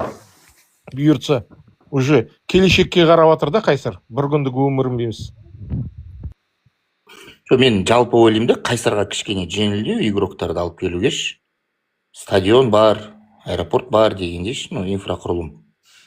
Басқа клубтарға қарағанда. Иә. Сосын сен таки айтып кетті группада, не салынып жатыр деп, отель салынып жатыр деп. Бірақ Мозестің өзі де қарап, бұл кесе басқаларды керек деп ойлаймын мен жалпы өзі. Чего стоит дейсің? По-любому ол сөзі айтады ғой. Өзі айтпаса да видно же. Бірақ мынау текпетей сендерге келсе, онда сендер кәдімгідей болайын деп тұрсыңдар ғой негізі. Текпетей. Академияны салып жатыр еще. Лукас Девага, Курт Зума, Мозес. Нормально. Таке как дела? Таке екен ғой мынау. Жақсы шүкір, аман сен. Танымай қалды ғой. Танымай қалды. Просто текпетей мен мынау екеуі связка болса, мықты связка болады да. Енді қараңыз, Асеке, жағдай былай ғой, мысалы, осындай атышулы футболшылар келіп жатса, демек Қайсардың чемпиондыққа таласуын білдіреді, дұрыс па? Иә, мен оны айтып кеткен бағана. Иә, түсінікті ғой, енді сіз оны айтып кетесіз, мен оны айтып кетемін, бірақ нақты бір түсініксіз жағдай болады, чемпион бір-ақ команда болады ғой. Ал енді чемпиондыққа таласатын команда, мынау бір 6-ау ма 7-еу болып кетті. Сол қалай болады екен өзі? Қалай болып кетті өзі деймін да. Жоқ, Таке, это значит уровень Қазақстана растет да, жарайды біз екеуміз Қайраттың болельщигі болсақ та, бірақ уже андай середина сезонада андай мен, ең басында да айтып кеттім ғой, до вот этого, до Мозеса негізі, помнишь, Таке, 10 команда примерно желание болып жатыр да, бұл жерде Таке былай болады да, до первой ошибки, жеке менің ойымш, бұл жерде чемпионство, енді мен басқа клубтарға айтқым келмейді, енді обалы болады, мысалы, Жетісу деген андай, Атырау деген клубтарға, бұл жерде просто былай болады да, до первой ошибки. Я, то есть, как Қайсар каждый жаңағы 10 команда деш, мысалы, Қайрат, Қайсар, Ақтөбе, Тобыл, Жеңіс, Ордабасы дегенш, осы кто с кем очки потеряет, осыдан белгілі болады да чемпионство негізі, бірақ ол жақсы. Енді важный болады әр очко. Әр ойын, бір-бірімен теке-теріс жақсы болады да. Мынандай атақты шулы ойыншылар келсе, мен айтқан КПЛ сезон жаңғырады ғой кезде, вообще, мощь болады. Жоқ, жаңғыратпаған кезде былай ғой, мысалға Турцияны алайықшы. Қазір Турция по просмотрам жақсы болып жатыр ғой. Неге? Себебі Осимхен келіп жатыр. ана Фенербахче, Галатасарай деген клубтарға, то есть тоже. Оларда осы политиканы элементарно Россия, жаңағы қасымызда тұрған Россия. Малкым, палкым халықтар келді, алды. Санкция болса да, бірақ қосады ғой, үлес. Просмотр ғой ол жеке. Жеке Мозестің қанша несі бар, ол бельгиец қой еще. Енді Бельгияның нелер қарайды да Қазақстан чемпионатын. Иә, біз сияқты ғой, бізде қазақ ойыншыларды қараймыз. Ой, Нанидің өзі чего стоит, Нанидің фанаттары қанша, мысалға, әлем бойынша. Иә. Дегендей ғой. Асеке бір жағынан қарамай қойсыншы, ұяласың бар ғой біздің футбол көрсетуге біреу. Жоқ, ол енді Өзіміз-ақ қарап жүре берейікші. Тәке, былай ғой, Москва не сразу строилась дейді ғой енді, ол. Біздің футболға енді бәрі 30 жыл болды дейді ғой, мысалға, независимость алғанда. Дұрыс айтасың. Жігіттер, мен айтамын да, мысалы Қызылордада Қайсар мен Ақтөбе ойнап жатыр. Қайсар жақтан мысалы Мозес бар, Кекпетей бар, жаңағы Куртзума бар, Ақтөбе жақтан Нани, Пьянич, солар келіп жатса, стадион полный болатын шығар. Бүкіл Қазақстаннан келеді ол кезде. Ол, мен саған Назеке айтайын, не только бүкіл Қазақстан қарайды. Ол жерде Өзбекстан мен Қырғызстанды алмай қойықшы. Бүкіл СНГ по-любому қарайды ол матчты. И бұл кезде бұл өте жақсы. Қайрат Боранбаев сияқты трансляция сату керек та болды. Салам алейкум. Қазспорттың, Маспорттың болды. Дұрыс. Сосын бізде мысалы стадионда қазір өткенде кубокты көрдіңдер ма? Не жүр ғой жаңа? Дрон сияқты ше, ортада не алады ғой? Паук дейді. Ол паук, мен ерекше ғой ол паук, бля, ондай. Қызылордадағыш. Ақылбек Досжан алып келді ғой. Аренада жоқ қой дейсің ғой. Қазақстанда да жоқ қой, не то что. Қайрат Боранбаев мырзаның айтуы бойынша біреуге дейін ойын бір пікірін бөлісіп кетейін. Біз енді Астанада ойнамаймыз деп айтыпты. Жалпы осы пікірге қалай ойлайсыз? Таке, бля, айтпайықшы, бля, мен давлением көтеріледі. Ну и нахрен, тағы бір айтайыншы. Сауап. Болельщик болсам да сауапна. Аяқты флагтарды мусорға лақтырып жатыр. Бұл жалпы, бұл не? Қайрат өйстіп Астанада ойнағаны бүкіл Қазақстан клубтарға сабақ болу керек та. То, что әр клуб өзінің қаласында ойнау керек дегенші. Жоқ, Қайратқа әр клуб өз қаласында ойнасын деген болмайды ғой, Асеке, өйткені бізде... Онда жоқ, Лига чемпионы онда осындай болады, Таке. Позор ғой, мен ана жыныма тек кетті, барып мусорға лақтырып жатыр ғой Қайраттың флагын. Жоқ, ол түсінікті ғой, енді сіз өзіңіз қарасаңызшы, Асеке. Мысалы, мынандай жағдайда алдында біреугемен ойнаған кезде Алматыда -16, -17 болып тұр. Жалпы негізі былай қарасаңыздар. Ауа райы кәдімгідей суық болды. Түсінікті, жарайды, ол қалады, осы жерде ойнаймын дейді, бірақ ол басқа нәтиже болуына сіз сенетін бе едіңіз? Жоқ, нәтиже болған тек, былай ғой, Таке, жарайды, біреугемен ойнасыншы Астанада. Олимпиакоспен кіммен ойнады? Алматыда жып-жылы болды сол күні. Омен келсем. Бірақ мынандайда, мысалы, кішкене осы Қайрат жайлы сөйлесейікші, қараңыздар. Мысалы, Қайрат өз алаңында ойнайтын болатын болса, билеттердің бағасын 2 есеге көтеріп тастады. Енді кейбір адамдар айтады да, ой, не болыпты, Чемпиондар лигасы күнде болып отқан жоқ қой, билет көтерсе де бару керек қой, мысалы, жанкүйер болсаңдар, бүйтсеңдер, сөйтсеңдер деген сияқты әңгіме болып отыр. Екі жақ, екі түрлі пікір болып отыр да, кейбіреулер айтады, билет бағасы қымбат, сол үшін біз бармаймыз ол ойынға. Мысалы, өйткені ол Реал Мадрид емес, мысалы, сол Пафос жайлы айтып отыр ғой бұл ойында. Енді Қайрат Астанаға барады, Астанаға ойындарын өзгертеді, бірақ Астанаға барған кезде билет бағасын арзандатады. Соның өзінде, мысалы, лық толы стадион болған жоқ. Потому что өзінің қаласында емес. Иә, өзінің қаласында емес, және де реклама. Иә, негізі Астана деген ол Қайраттың негізі осы уақытқа дейін қас жауы ғой енді. Иә, қарсы принципиальный қарсы. Ойын жағынан айтамын, иә, ойын жағынан. Иә, дұрыс. Иә, сол себептен енді әрине мен ойлаймын да, жалпы негізі Боранбаев мырза не күттіккен деймін да, мысалы, ойын ауыстырды, иә, түсінікті. Астанада ойнап жатсың сен. Өйткені ол жақтың алаңы, оның шатыры жабылады. Иә, ешқандай қар суық болмайды. Сен үшін қолайлы ауа райы, қолайлы температура болады. Бірақ атмосфера жоқ. Не жанкүйерің жоқ. Айғай-шу көтеретін деген сияқты. Сондай бір екі түрлі ойда болып қалдық. Енді бірақ Таке былай ғой, Челсимен де Астана ойнады ғой. Қайраттың жанкүйерлері кішкене бір қарағазындай болып отқан сияқты, Асеке, менің ойымша. өйткені бір әділетсіздік туындап тұр да бұл жерде. Өзінің қаласының ұжымы өзінің жанкүйерлеріне жағдай жасамай басқа қалаға барып жағдай жасап отқанына өкпен қара қазандай болады екен. Негізі былай қарап тұрсаңыздар. Мен былай ойлаймын да, ол ойлады ғой деймін. То, что Боранбаев. Қайрат без болельщиков қайрат болады депші. Бірақ любой клуб көрерменсіз ол клуб емес та, бір сөзбен айтқан кезде. Дұрыс айтасыз. Бірақ енді ол бір жігіттігі мойындады, енді бай ғой, енді тәкаппарлығы бар, ол по-любому любой адамда. Мен де білмеймін мысалы. Просто ол таки былай ғой, бір аузынан авария кетті да, баға андай деп, и соны он, я думаю, сол кетті до конца өзі. Воздух прогонять етпей ақ қойды дегендейші.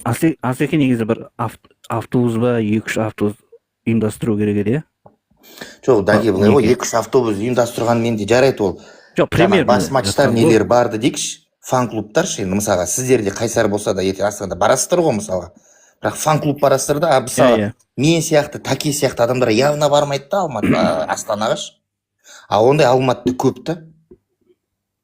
Ол тағы да бір мәселе. Негізі ағайын былай логикалық тұрғыда да ол дұрыс емес та. Мысалы, жалғыз жабылатын шатыр үшін Боранбаев мысалы Қайратын алып кетіп отыр Астанаға. Бірақ Қайраттың базасы, мен білуімше Қайраттың базасында өзі 5 алаң бар, 5-еуінің бәрі натуралдық төсенгіш. Орталық стадион натуралдық төсенгіш. Алдында олар жаңағы шетелге барып оқу жаттығу жиын өткізді, ол жақта да натуралды төсенгіш болады да. Сонда бұлар кем деген кезде 3-4 ай натуралдық төсенгіште жүреді да, бір ойынға бола жасанды төсенгішке барады ғой. Ойындар жүріп байқайсыздар ма? Алматыдағы Қайрат пен Астанадағы Қайрат екеуін салыстыруға келмейді мысалы. Сөзін бөліп кетейін. Тәке, кімдер біреуге жасанды төсеніште ойнап үйренген ғой олар? Олар үйренген. Иә. Біз сонда Олимпиакос біреуге дегендерге жағдай жасап беріп отырық қой. Дәке, солға мәселе көрдіңіз ба? Мысалы, біз қазақтың қонақ жайлығы ғой бұл жерде. Қарсыласқа жағдайын жасап, өзінің жағдайын жасамайды да, мысалы, былай қарап тұрсаңыздар. Бірақ ол сен Чемпиондар лигасына ертең сен шығасың ба, шықпайсың ба, кімге біле оған? Өздеріңіз көрдіңіздер ғой, біз қалай шыққанымызды. Біз оңай шыққан жоқпыз ғой. Селтиктің өзінде соңғы минутқа, соңғы секундқа дейін күресіп, әрең деген кезде Анарбековтың арқасында 3 пенальтиді мысалы алып шығып, сөйтіп Қайратты кіргізіп жіберді. Негізі ана жерде Селтик өту керек еді деген әңгіме ғой, негізі ойын жағынан былай жағынан да қарасаңыздар. Қайрат өтті. Бірақ енді қайта алай ала ма? Келесі жылы өте ала ма? Өткен жағдайда ол қайтып ойнайды мысалы. Біз осыдан 10 жыл бұрын Астана өткен кезде бірде-бір Чемпиондар лигасында жеңіске жеткен жоқпыз.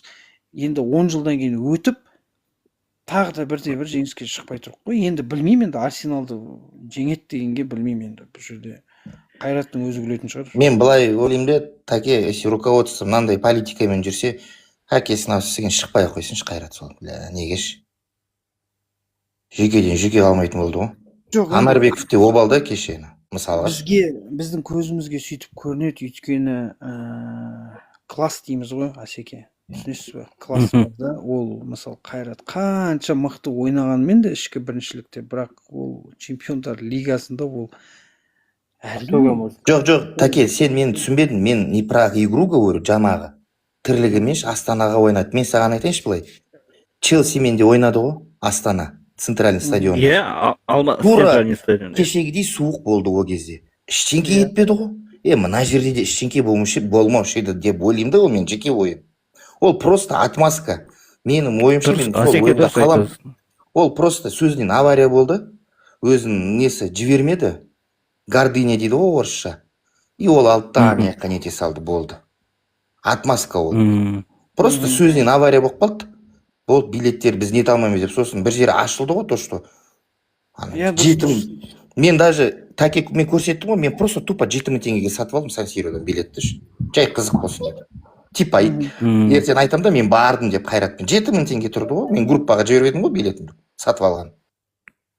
Иә. Италияда 7000 теңге, бізде жарайды, билет қымбат болсын, Алматыда ойната сал, болды. Сөзге авария болды ма, жарайды, бірақ басқа қалаға кетіп ойнату, жаңағы сен айтқандай жағдай жасап беру деген, ол деген не ол қате вообще мен түсінбеймін, короче, бар ғой. енді осы Иә, Асекен, сен қандай погода болса да иә, Қайраттың Алматыда қателігі деп ойнату керек есептейік. Жалпы негізі Қайраттың қателігі емес, Таке, Боранбаевтың қателігі.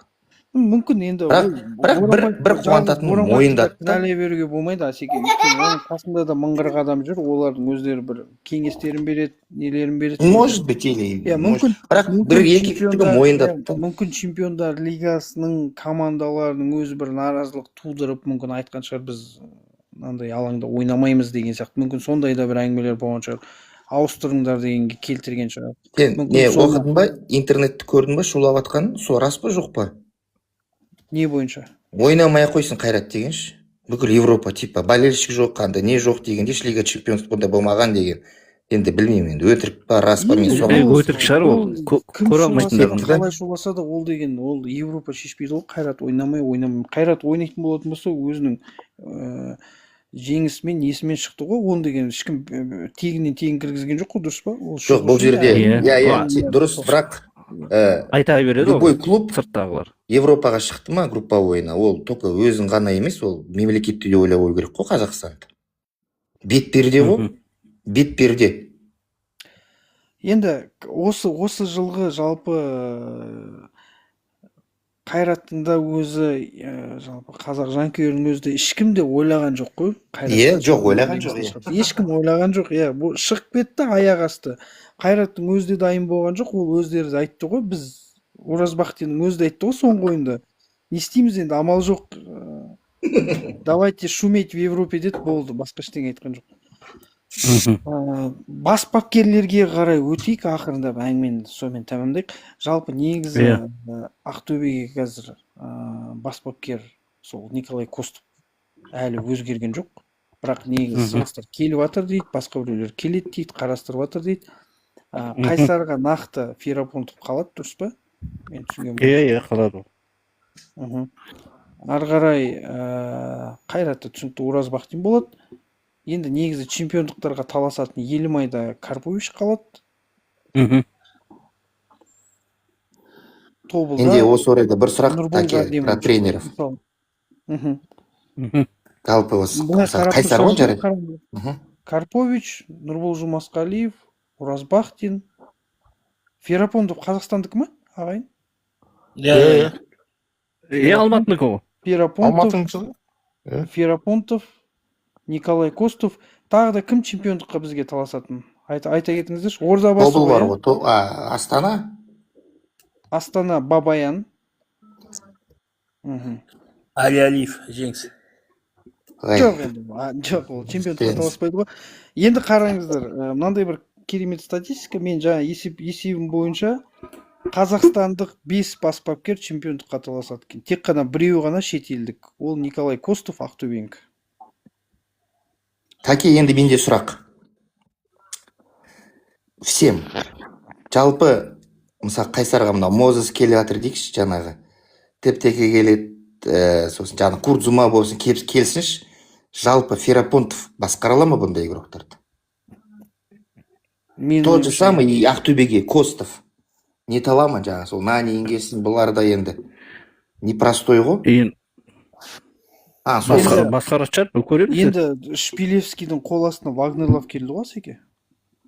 Ол, Таке, мен бүйтіп айтайыншы, Вагнерлов, брат, и Виктор Мозес екі бөлек қой. Білмеймін, мен үйтіп айта алмайтын едім негізі.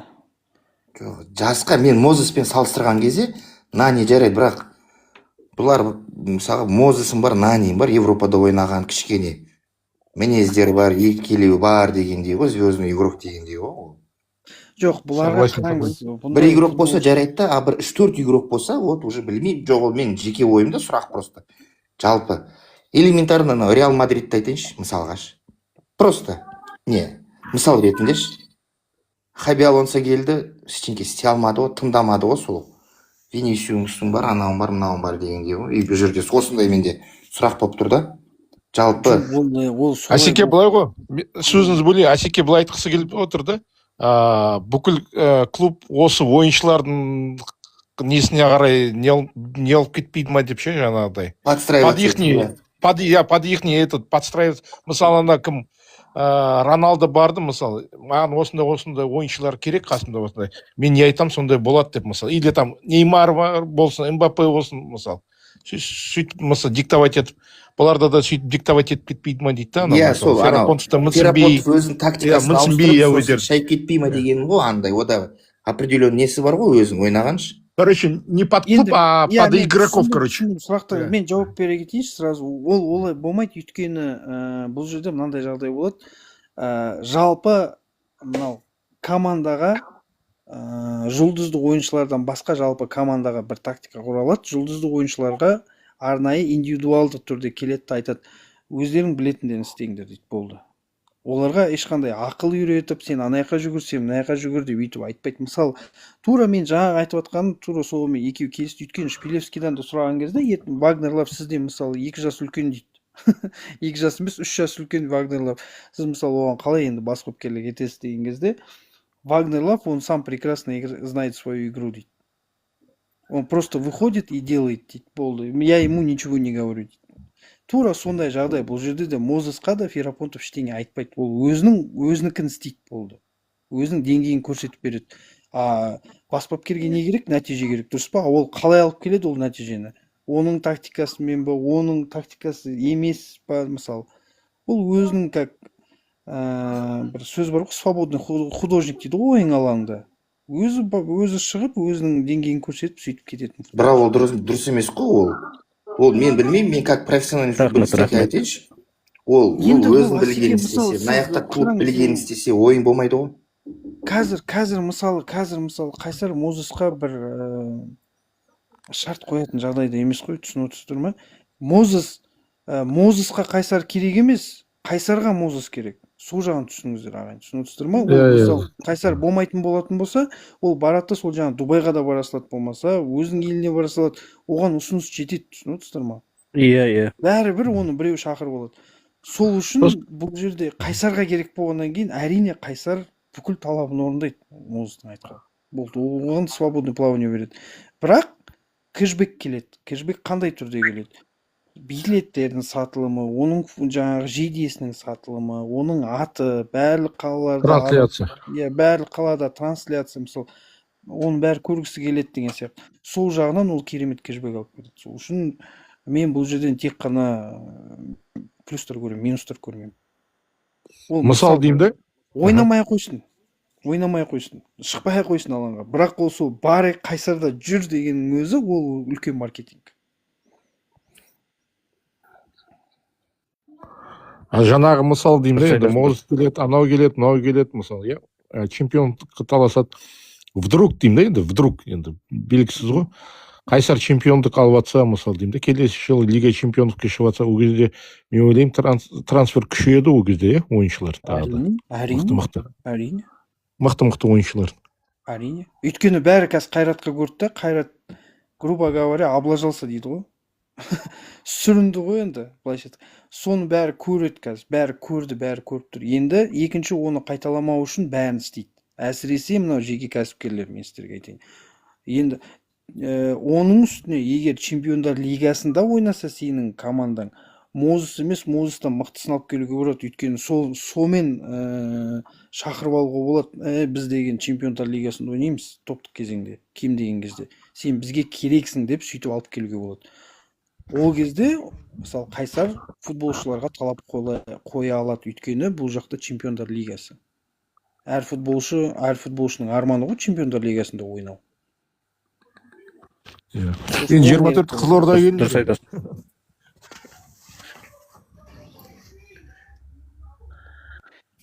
Дәке, сен жұмыста боласың ба, Дәке? Жұмыста. Дәкен келеді ғой, келеді Дәке. Бағана айтты ғой саған Асеке, Азамат сондай жағдай болып тұр да. Болды. Ол, иә, сөйлесті қой бағана. Иә. Бүгін бір осы күні отқан сияқты болды. Баласы көп Азекең. Дәке. Түсінікті. Жақсы. 12 баласы бар. Енді эфирді аяқтаймын. түсінікті иә эфирді аяқтайық Дәке, Иә, рахмет эфирге маған да кіргізгеніңізге. таңертең. Өте керемет жаңалық, трансфер талқыламау деді, арнайы кіріп осы трансферді талқылап жатырмын. Қазақ футболының кім не десе де ешкімнің ойына алмаңыздар, тек қана мен қызылордалық барша жанкүйерлерді құттықтаймын. Егер келетін болатын болса, бұл өте керемет болады. Қызылорданың тарихында болмаған жағдай болады ағайын. Сол себепті Иә, рахмет. құшақтарыңызды жайып күте беріңіздер, ойындарыңызды көрсете беріңіздер. Мүмкін орыстар айтады ғой, и на нашей улице будет праздник деп, мүмкін ол сіздердің көшелеріңізде сол мерейтой келген шығар. Енді тек қана содан ләззат ала беріңіздер. Жақсы болыңыздар. Қайратқа да сәттілік. Әумин Дәке, сәттілік Қайратқа да 29 ойынға берді. Рахмет. Жақсы онда. Көрсенше эфирді аяқтаймын. Жақсы, рахмет. Сау болыңыздар. Қайырлы түн.